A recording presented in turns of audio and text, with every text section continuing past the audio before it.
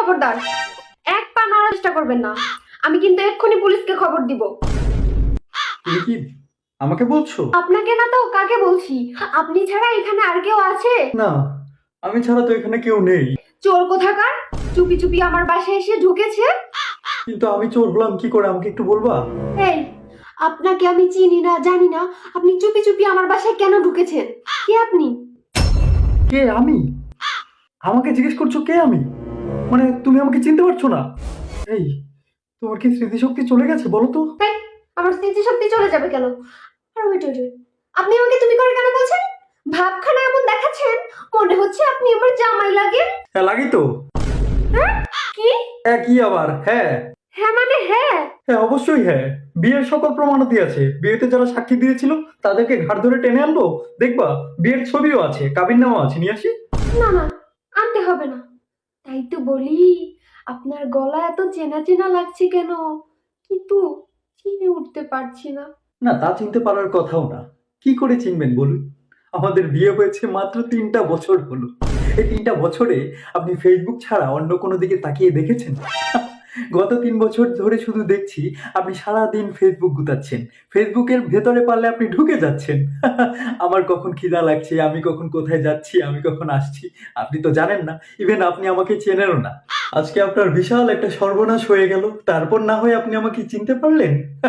ফেসবুকের সার্ভারটা যদি 20 মিনিটের জন্য ডাউন না হতো, আপনি কি আসতেন ফেসবুকের বাহিরে, তারপর আমাকে চিনতেন, এভাবে চিৎকার করে উঠতেন? আর আমিও তো কোনোদিন জানতে পারতাম না যে আপনি আমাকে চেনেন না। ফেসবুককে অনেক ধন্যবাদ। মানে ফেসবুক চালাতে চালাতে এত ব্যস্ত হয়ে গেছিলাম, আশেপাশে তাকানোর সময়ই পাইনি। না না, এখন আবার কষ্ট করে আশেপাশে তাকানোর কি দরকার? এতদিনই তো ভালো ছিল তাই না?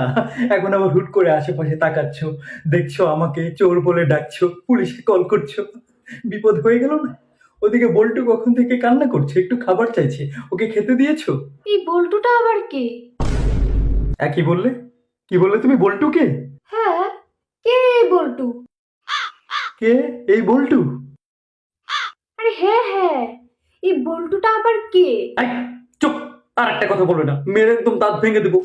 বল্টু হচ্ছে আমাদের ছেলে, ওর বয়স 2 বছর, আমাদের বিয়ের 1 বছর পর বল্টু হয়েছে। বল্টু সেই কখন থেকে কাঁদছে, মাকে বলছে মা খেতে দাও, তুমি হচ্ছে ওর মা, ওকে তুমি খেতে দিচ্ছ না, ফেসবুক থেকে বেরোচ্ছ না। আরে বাবারে, কান্না করছে তো। আজকে ভাগ্যক্রমে সার্ভারটা ডাউন হয়েছে, তুমি আমাকে চিনতে পারছো, বল্টুকে চিনতে পারছো, খুবই ধন্যবাদ। আমাদের আর চেনার দরকার নেই, ফেসবুকটা ঠিক হলে ওটার ভিতরে ঢুকে যেও। এখন দয়া করে বল্টুকে খেতে দাও, যাও। হ্যাঁ যাচ্ছি। এই শুনো, আবার কি? বল্টুর গায়ের কালার কি? ওকে আমি চিনবো কি করে? কি বললে? বল্টুর গায়ের কালার কি? বল্টুর গায়ের কালার বলছে? বল্টুর গায়ের কালার হচ্ছে সিলভার। গিয়ে দেখো, একটা সিলভার কালারের বাচ্চা বাসার মধ্যে ঘুরে বেড়াচ্ছে, যার পেছনে কোনো প্যান্ট নেই, উদাম হয়ে দৌড়াচ্ছে। ওকে ধরে খেতে দাও, আর পরিচয়টা দিও যে তুমি ওর মা, কেমন? ঠিক আছে যাচ্ছি, কিন্তু ও সিলভার কালার কেন হলো? আমি আর তুমি, আমরা কেউই তো সিলভার কালারের না। হ্যাঁ, আমি আর তুমি আমরা কেউ সিলভার কালারের না, তারপরে ও সিলভার হয়েছে কারণ ও আমাদের বাচ্চা না, ওকে আমরা রাস্তা থেকে তুলে এনেছি। সত্যি বলছো? আমরা কত ভালো তাই না বলো? না ভালো না, কারণ ওটা আমাদেরই বাচ্চা। ও, আমাদেরই বাচ্চা। আচ্ছা ঠিক আছে, যাচ্ছি যাচ্ছি, কিন্তু কালারটা বলে দাও না, না হলে তো ওকে চিনবো না।